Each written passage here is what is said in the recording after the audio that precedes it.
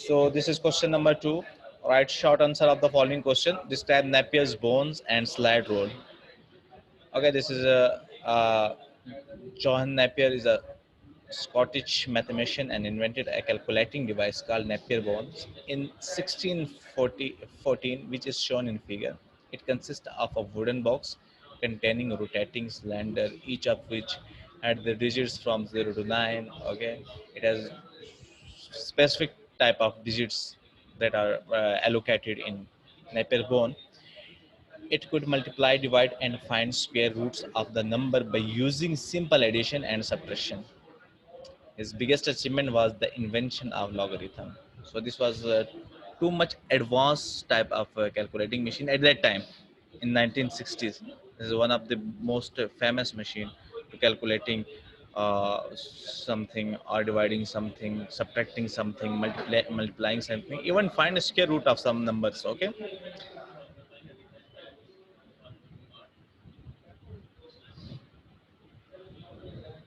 Okay.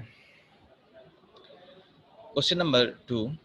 Compare first and third generation computer. So please see on your book, page number 11 and 12. Like I just write down the answer in dotted form.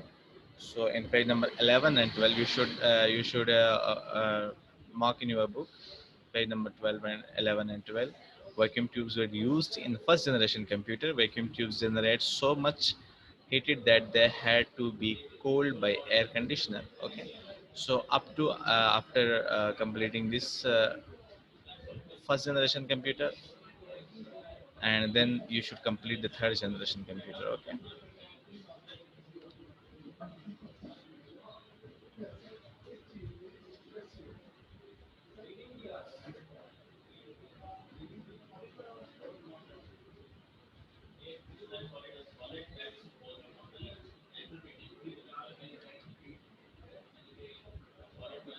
Okay, this is question number 3.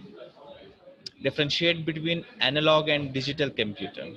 Okay, so you should please open page number 14.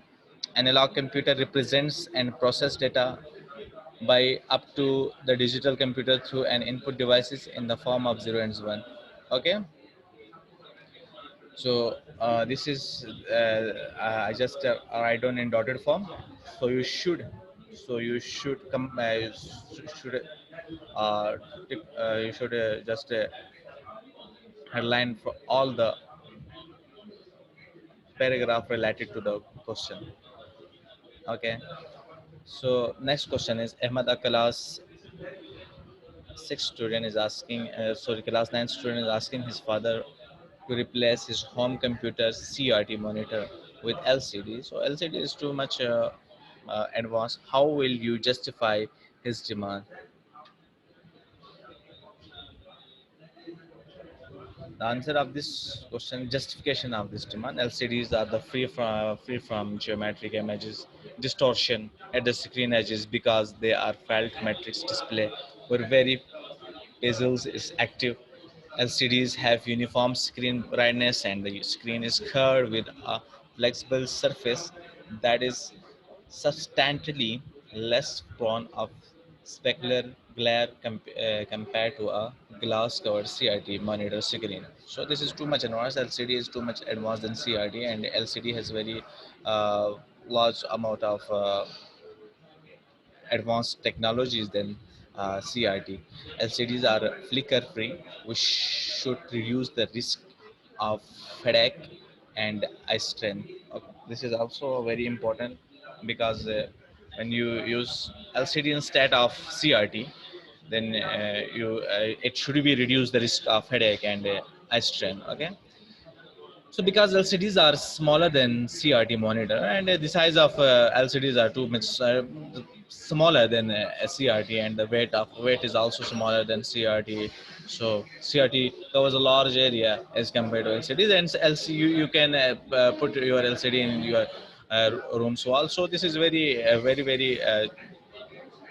easy and comfortable than CRT. So LCDs are very comfortable than CRT. Okay. So LCD also require lesser energy than CRT monitor. Okay, the requirement of energy. Okay, you know that our country is full of energy crisis. So we can control these energy crisis by using LCDs instead of CRT. So because LCD requires less energy as compared to CRT monitor. CRT requires a lot of energy, so you can replace LCDs as compared to CRT. So what will happen if storage device are removed from a computer? Okay, all of you are familiar, and I hope all of you using computer devices.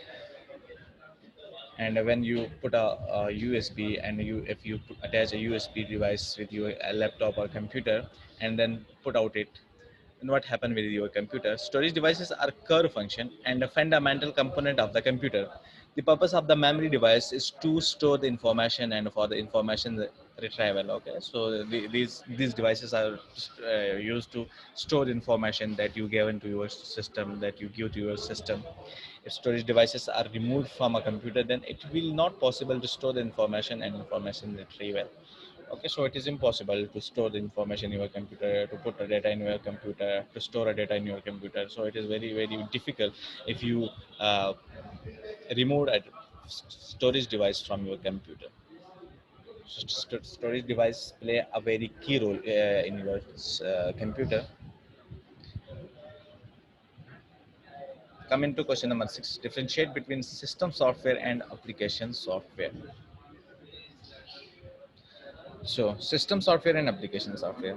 These are they all are softwares, but have different purposes and different applications in your computer machine. So first is system software. System software is a collection of program which makes the use of computer easy and efficient. The user can use these system software to improve the quality of your computer system, to use to make easy his life or her life. So it is very important for a user to make computer easy and efficient. Highly experienced computer programmer develops system software. Okay, so these computer system software was have developed by computers engineers, computer software engineers. Especially, they are specialists in their field, in as specialists in the IT field.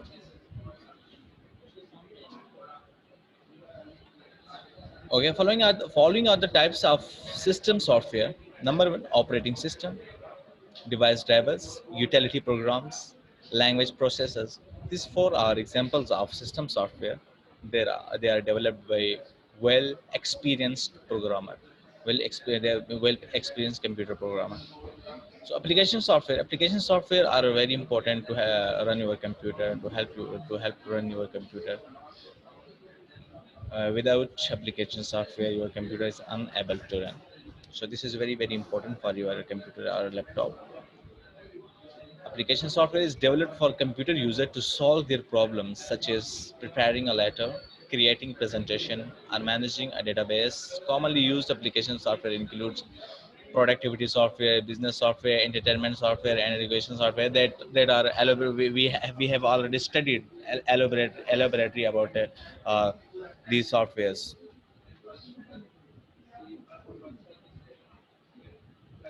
So this is question number 7. How a student can use computer to improve academic performance? Okay, so computer is very important for a student.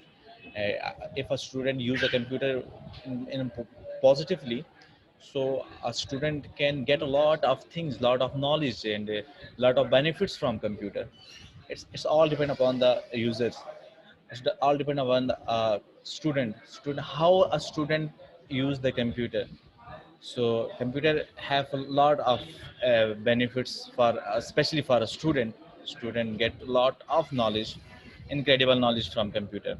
So some features that student can get from computer are written below. Using computer application increase the students motivation for learning management. Using of computer catch the attention of the student and increase their interest of learning management. Using computer application lead to the development of student skills. Using computer application develop the students process of thinking critically. Using computer application create the opportunity of student to the active. So this is question number 8. Give any 3 uses of computer in school library. Okay. So we have some uses. I have just write down 4 uses instead of 3 uses. So you should remember all these 4 uses. 4 uses. If sometime maybe you forget a single point, then you should also remember 3 points. So you should remember all 4 points. Number one, access to large amount of information to user whenever they are and whenever they need it. Okay, it is very important because when you need about some you need spelling of something, you need meaning of some meaning of a word. If you need a definition of definition of a word, then you can use a computer easily and find out the definition or meaning of words and sentences. Access to primary information sources, network accessibility of internet and internet user friendly interface. So these are the uses of computer in a school library. So if have any query, any question regarding to this lecture, regarding to this exercise, you can ask to me, and inshallah uh, we have arranged a meeting yesterday, and it is finalized to take your papers. So your general science in your general science paper is including of chapter number 3, and your mathematics is also including of chapter number 3. So you should prepare chapter number 3 of general science and chapter number 3 of mathematics. So all the question will be on the technical type question, conceptual question. So you should be prepared about and about the chapter number 3 and of general science and chapter number 3 of mathematics. Okay, this is your curious session. You can ask any question to me.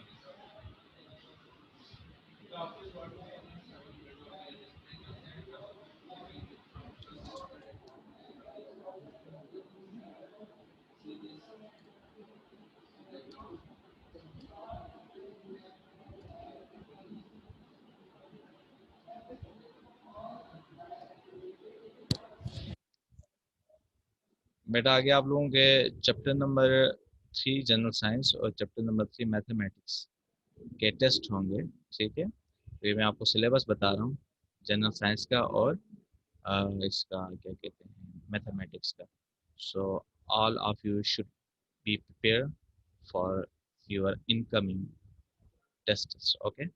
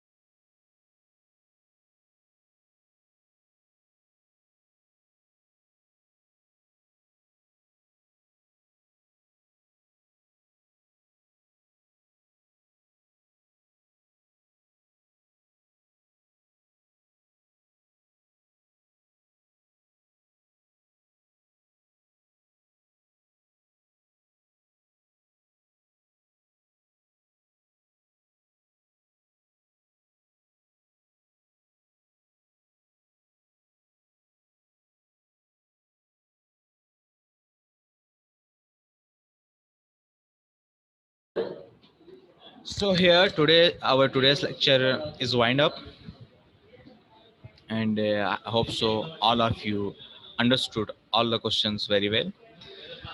So goodbye until next lecture. Allah Hafiz.